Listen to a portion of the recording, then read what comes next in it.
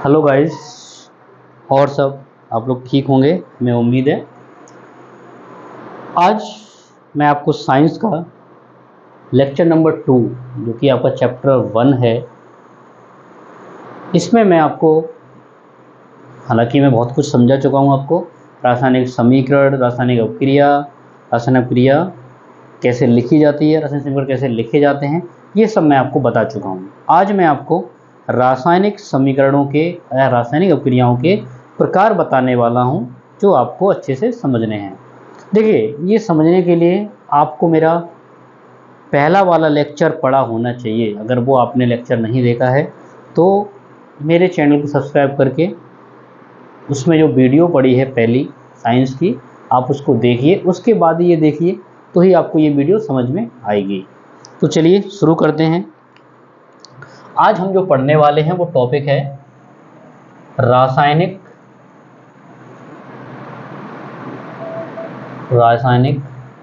अवक्रिया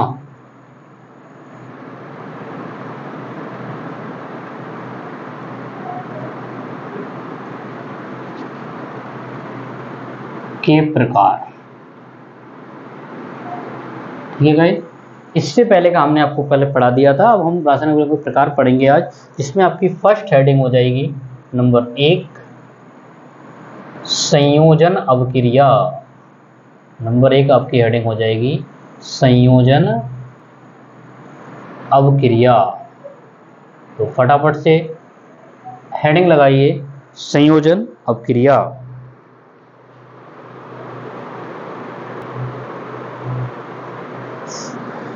इसको इंग्लिश में combination reaction बोलते हैं।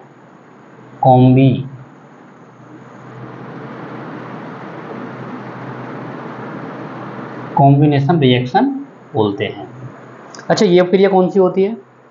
देखो हम आपको बता चुके हैं, जो आपका एरो होता है उसके इधर आपके रिएक्टेंट मतलब कि अभिकारक लिखे जाते हैं, इधर आपके उत्पाद लिखे जाते हैं।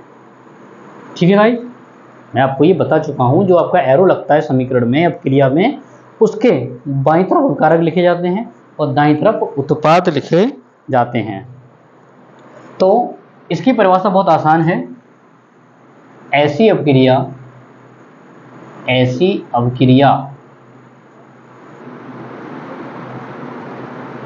जिनमें दो या दो से अधिक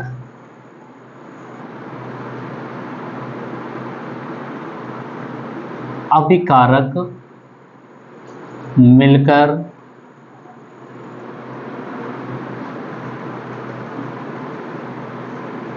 एकल उत्पाद का निर्माण करते हैं। ठीक है भाई, ऐसे अवक्रिया जिनमें दो या दो से अधिक अपकारक मिलकर एकल उत्पाद का निर्माण करते हैं, संयोजन अवक्रिया कहलाती है।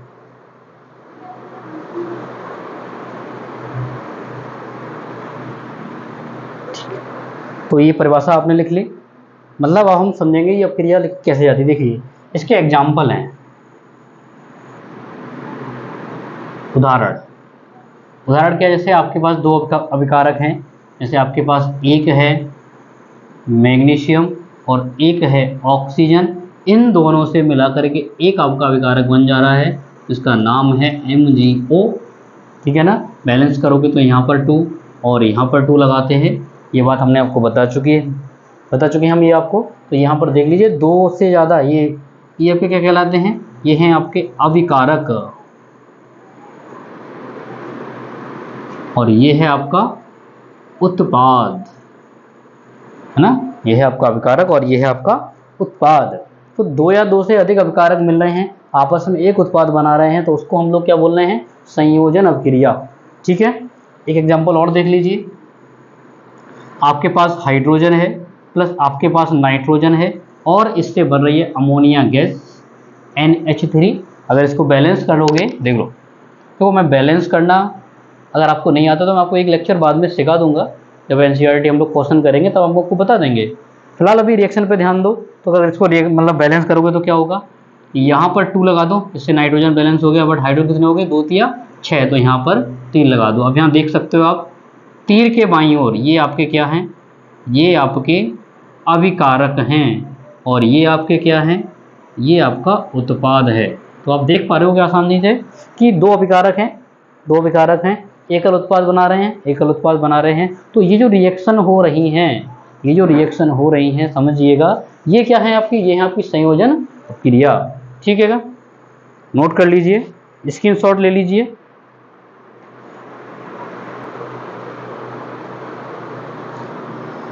नेक्स्ट नंबर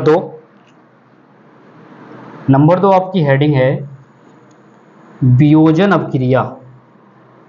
नंबर 2 आपकी हेडिंग है वियोजन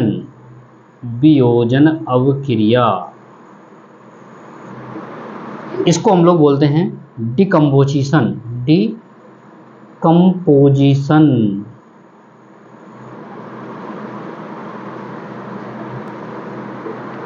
इसको इंग्लिश में बोलते हैं हम लोग डिकम्पोजिशन रिएक्शन।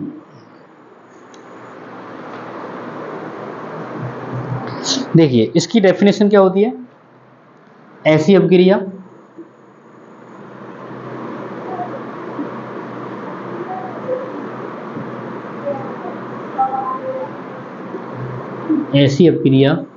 जिसमें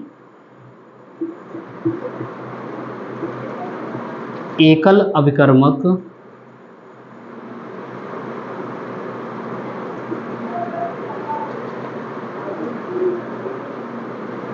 दो या दो से अधिक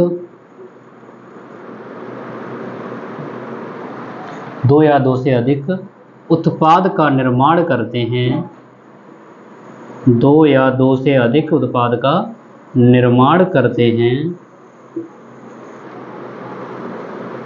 वियोजन अपक्रिया कहलाती है। मतलब ये वो रिएक्शन है जिसमें एक अभिकारक होगा और 2 या 2 से अधिक उत्पाद मिलेंगे, मतलब बनेंगे, उसे हम लोग क्या बोलेंगे, वियोजन अपक्रिया बोलेंगे। नोट करिएगा इसके एग्जाम्पल, तो इसके एग्जाम्पल हैं, उदाहरण देखिए, अगर आप देखो इसी को अगर घुमा करके लिख दो तो ये इसके एग्जाम्पल बन सकते हैं, कोई बड़ी बात नहीं है। फिलहाल हम लोग नए एग्जाम्पल लेते हैं, तो आपने जैसे ले लिया CaO कैल्शियम ऑक्साइड, और आपने एक अभिकारक लिया और ये टूट करके क्या बन गया, Ca+O2, बैलेंस करोगे तो यहाँ 2 और यहाँ 2 लगा दीजिए। ठीक है ना, तो ये देख रहे हो एक अभिकारक लिया, इससे आपके 2 या 2 से, मतलब यहाँ पर तो 2 उत्पाद बन रहे हैं, ये दोनों जो हैं आपके उत्पाद हैं, और ये 2 बन रहे हैं। अभिकारक कितना लिया था आपने, एक अभिकारक लिया था। तो जब आपका एकल अभिकर्मक या एक अभिकारक आपका 2 या 2 से अधिक उत्पाद बनाता है, तो हम लोग उस रिएक्शन को, उस अपक्रिया को वियोजन अपक्रिया कहते हैं। ठीक है गाइस, यहाँ तक कोई समझ में नहीं आई। हाँ, आप इसको अगर घुमा करके लिख दो, जैसे MgO एरो Mg+O2, तो आपका ये भी एक वियोजन अपक्रिया का उदाहरण हो जाएगा। मतलब संयोजन वियोजन एक दूसरे के क्या होते हैं, संयोजन वियोजन एक दूसरे की विपरीत अपक्रियाएं होती हैं। ये बात आपको समझ में आनी चाहिए।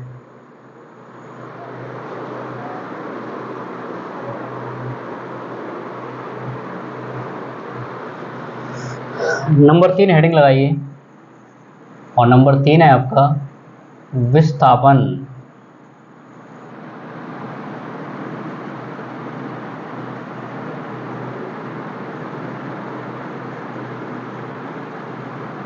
विस्थापन अपक्रिया, इसको बोलते हैं डिस्प्लेसमेंट।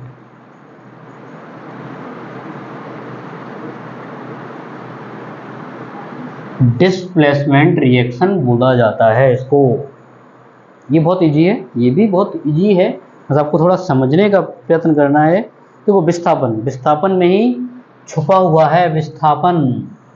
अरे विस्थापन चीज़ क्या होती है, कोई जैसे ये मार्कर है, ये दूसरा मार्कर आया, इसको इससे हटाए, भाई इसको इसके स्थान से हटा दे ये, और खुद उसके स्थान में बैठ जाए, इसको हम लोग बोलते हैं विस्थापन। तो सेम इस रिएक्शन में भी ऐसा ही होता है कि ऐसी अपक्रियाएं, लिखिए ऐसी अपक्रियाएं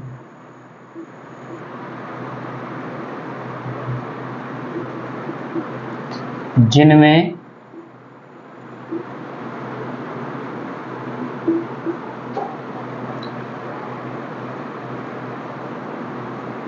एक तत्व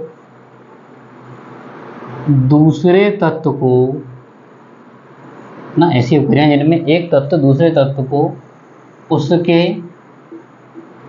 यौगिक से विस्थापित, है ना, विस्थापित मतलब हटाना होता है, विस्थापित करता है तथा स्वयं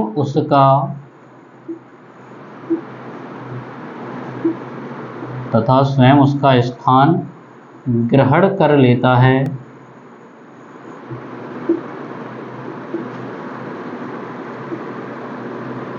विस्थापन अपक्रिया कहलाती है। समझिएगा, मतलब ऐसी अपक्रियाएं हैं ये जिनमें एक तत्व दूसरे तत्व को उसके यौगिक से विस्थापित यानी कि हटाता है, विस्थापित करता है तथा स्वयं उसका स्थान ग्रहण कर लेता है। क्या कहलाती है वो? विस्थापन अपक्रिया कहलाती है। उदाहरण देखो, उदाहरण से आपको और अच्छे से समझ में आएगा। और उदाहरण है इसका, देख लीजिए, उदाहरण है इसका।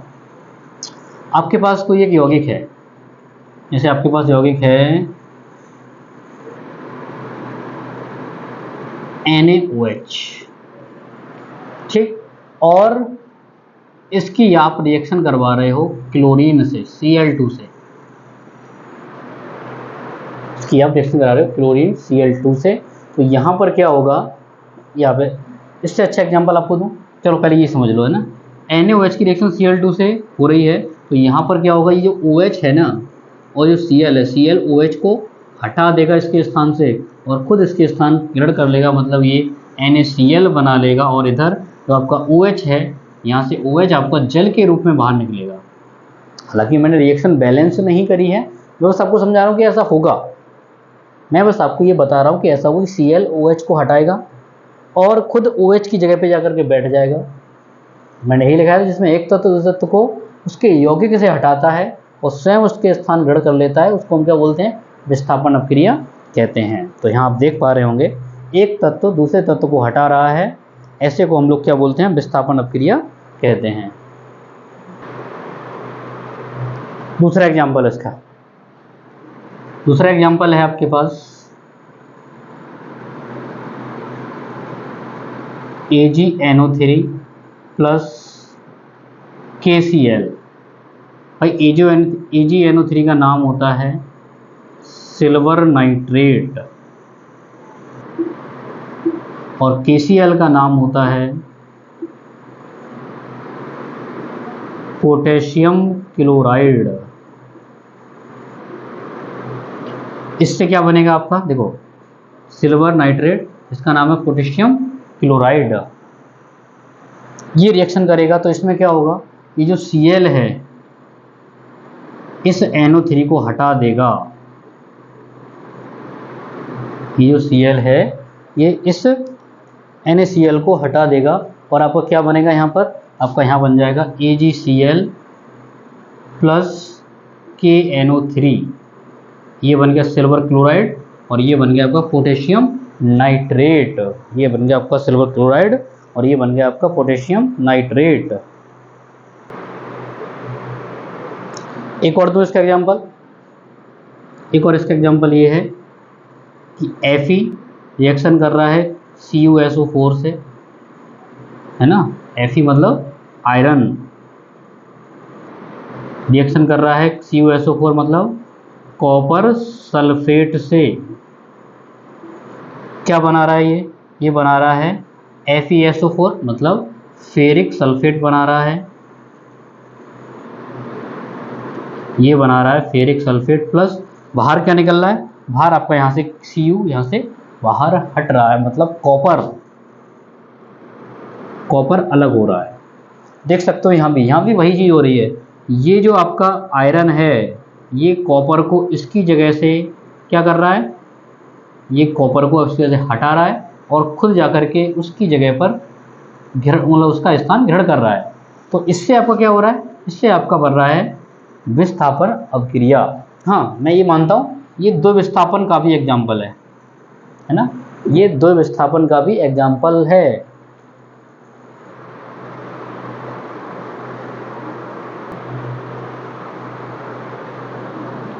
हम देखो नंबर 4, ये आपका द्वि विस्थापन।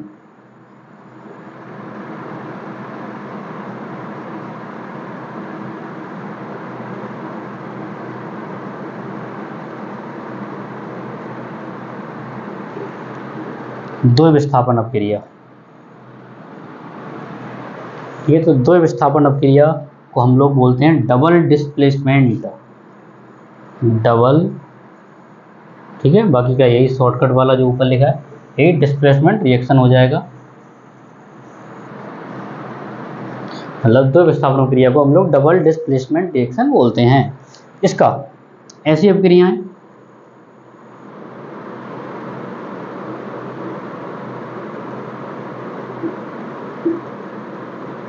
जिनके बीच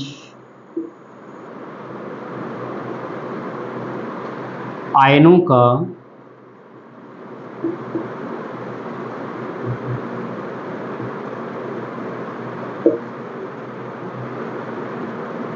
आदान प्रदान होता है,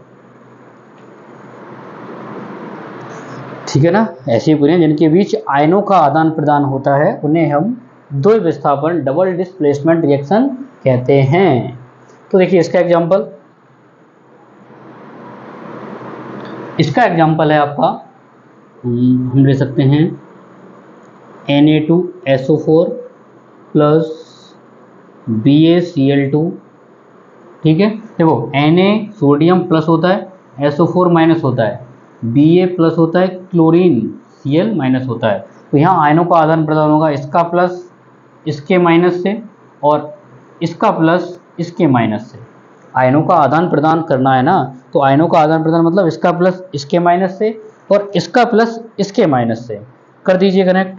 तो यहाँ पर क्या बनेगा आपका NaCl प्लस इधर बन जाएगा BaSO4, इधर बन जाएगा BaSO4।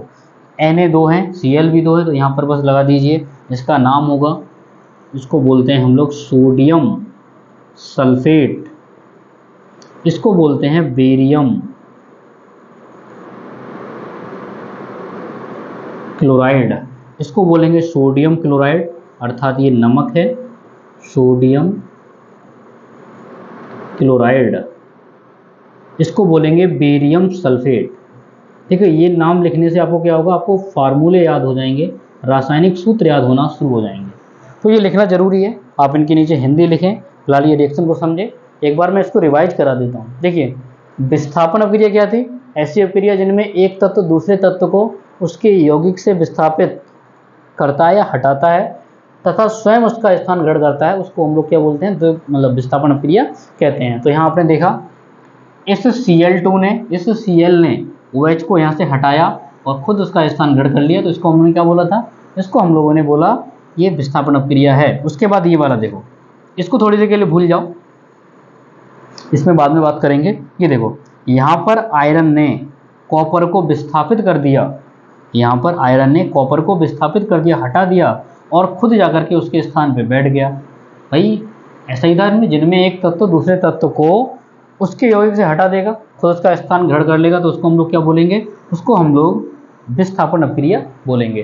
तो विस्थापन में क्या होता है, ऐसी अपक्रिया जिनमें बीच आयनों का आदान प्रदान होता है उसे हम लोग द्वि विस्थापन अपक्रिया कहते हैं। तो यहाँ देख लो Na2SO4 आपने सोडियम सल्फेट लिया, BaCl2 आपने बेरियम क्लोराइड लिया और इन्होंने आपस में आयनों का आदान प्रदान कर लिया, मतलब इसका प्लस इसके माइनस से, इसका प्लस इसके माइनस से, और बन गया क्या, Na का Cl से तो NaCl, Ba का SO4 से तो BaSO4, ठीक है ना। जिनके बीच आयनों का आदान प्रदान हो रहा है वहाँ पर द्वि विस्थापन है, और जहाँ पर एक तत्व दूसरे तत्व को हटा रहा है वहाँ पर विस्थापन है।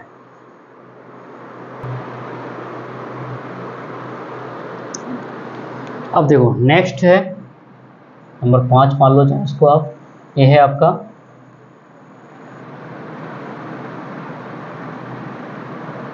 उपचयन व अपचयन।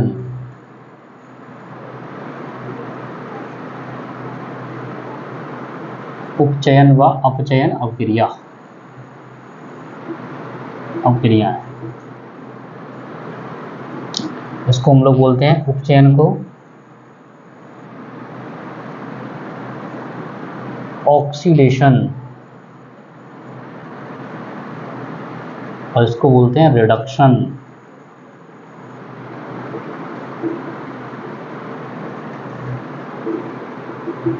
ठीक है गाइस, नेक्स्ट हमारा उपचयन व अपचयन अवक्रिया, जिसमें हम लोग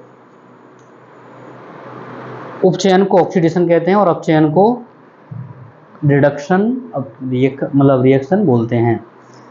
देखिए तो इसमें क्या करेंगे हम लोग, उपचयन और पहले और अपचयन का मतलब समझते हैं, है ना। उपचयन, उपचयन का मतलब देखो होता है उपचयन। उपचयन बोले तो ऑक्सीडेशन, ठीक है। अगर देखो आप इसको ध्यान से देखो, ऑक्सीडेशन मतलब ऑक्सीजन का एडिशन, भाई ऑक्सीडेशन ऑक्सीजन का एडिशन। तो यहां पर उपचयन में होता है ऑक्सीजन का जुड़ना,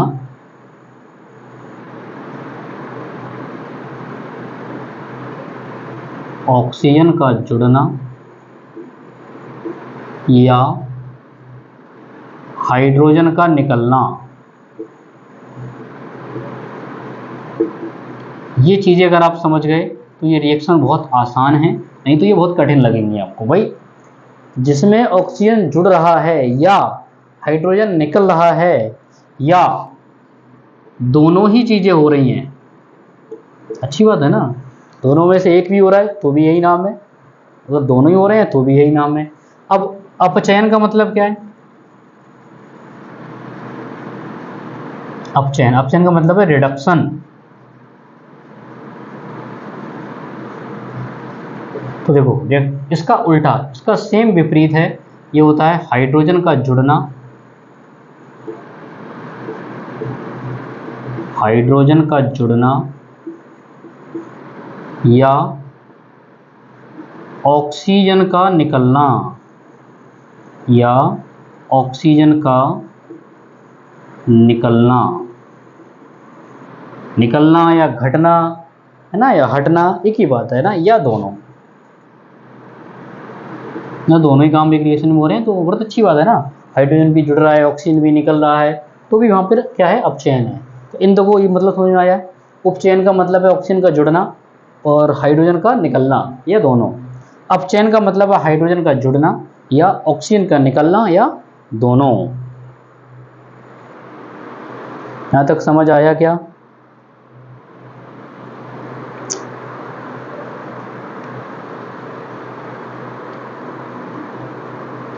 तो गाइस देखिए, इसका एग्जांपल हम आपको देते हैं। जैसे आपके पास कॉपर है, ठीक है, और आपके पास ऑक्सीजन है O2।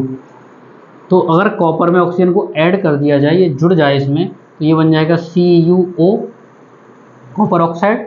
तो यहाँ देख पा रहे हो कि इसमें ऑक्सीजन का योग ही तो हो रहा है, इसमें जुड़ ही तो रहा है। तो ये जुड़ना क्या है, ऑक्सीजन का जुड़ना या हाइड्रोजन का निकलना, दोनों ही क्या कहलाते हैं, दोनों ही उपचयन कहलाते हैं, ऑक्सीडेशन कहलाते हैं। ये बात समझ में आई?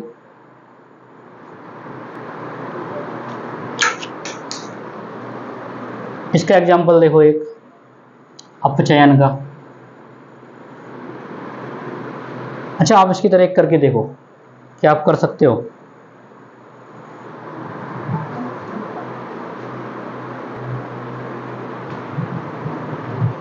हुआ क्या? देखिए आपके पास CuO कॉपर ऑक्साइड है और आप इसकी रिएक्शन H2 से करा दो। भाई आपके पास कॉपर ऑक्साइड है, आपने रिएक्शन H2 से करा दी, तो यहाँ होगा क्या, यहाँ पर ये होगा कॉपर से ऑक्सीजन निकल जाएगी और यहाँ पर H2O बन जाएगा, चल अलग निकल जाएगा और कॉपर से ऑक्सीजन हट जाएगी। और हम जानते हैं अगर ऑक्सीजन निकल रही है अगर ऑक्सीजन निकल रही है तो वो चीज़ क्या होती है, अगर ऑक्सीजन निकलती है तो वो चीज़ आपकी अपचयन होती है। भाई यहाँ से ऑक्सीजन निकल करके इसमें जुड़ रही है, मतलब जल बाहर निकल रहा है, इसका मतलब इस कॉपर का, मतलब इसका इस कॉपर का क्या हो रहा है, अपचयन हो रहा है। यहाँ पर देख पा रहे हो आप, ऑक्सीजन इसमें जुड़ रही है, तो यहाँ पर कॉपर का क्या हो रहा है, यहाँ पर कॉपर का उपचयन हो रहा है या ऑक्सीकरण हो रहा है। हाँ, इसका एक और नाम है ऑक्सीकरण, है ना, इसको हम लोग ऑक्सीकरण भी कहते हैं।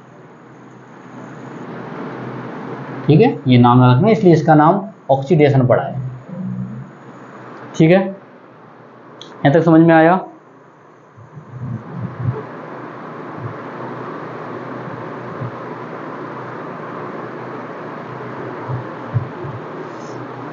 यहाँ तक क्लियर है? अब देखो इस एग्जाम्पल को थोड़ा और डिटेल में समझने का प्रयास करते हैं। आप यहां से यहां तक गौर करो,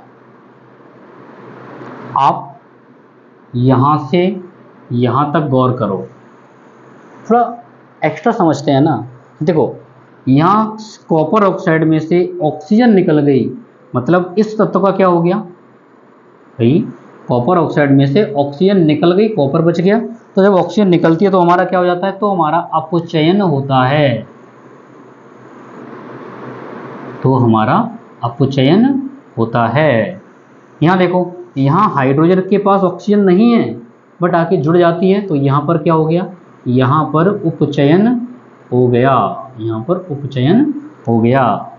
तो ऐसी भी अभिक्रियाएं होती हैं जिनमें उपचयन अपचयन दोनों ही देखने को मिलते हैं, तो ऐसी रिएक्शन का एक नाम होता है, इसको हम लोग रिडॉक्स रिएक्शन कहते हैं। हिंदी इंग्लिश एक ही है, तो रिडॉक्स रिएक्शन, रिडॉक्स अभिक्रियाएं इनको कहा जाता है, रिडॉक्स अभिक्रियाएं।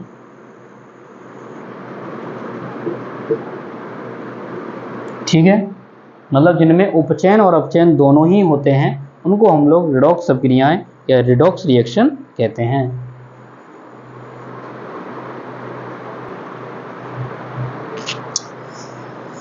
देखिए गाइस, मैंने आपको आज रिएक्शन सभी अभिक्रियाओं के प्रकार बताए, उपचयन अपचयन, इसके बाद अभी कुछ और भी रिएक्शन हैं, मैं वो आपको नेक्स्ट लेक्चर में समझाऊंगा। अगर ये आपको समझ में नहीं आती हैं तो आप मुझे एक बार कमेंट करके ज़रूर बताइएगा, और समझ में आती हैं तब भी आप मुझे कमेंट करके ज़रूर बताइएगा। मैं चाहता हूँ कि आप कमेंट करके मुझे बताएं ताकि मुझे लगे कि हाँ, मेरे पढ़ाया हुआ, मेरे जो मैं पढ़ा रहा हूँ, जो मैं बच्चों को पढ़ा रहा हूँ, वो आपको अच्छा लग रहा है। तो अगर ऐसा अच्छा लग रहा है तो आप प्लीज़ कमेंट ज़रूर करिए, लाइक करिए अगर आपको वीडियो अच्छी लगी, और हमारे चैनल को सब्सक्राइब भी करिए। Thank you.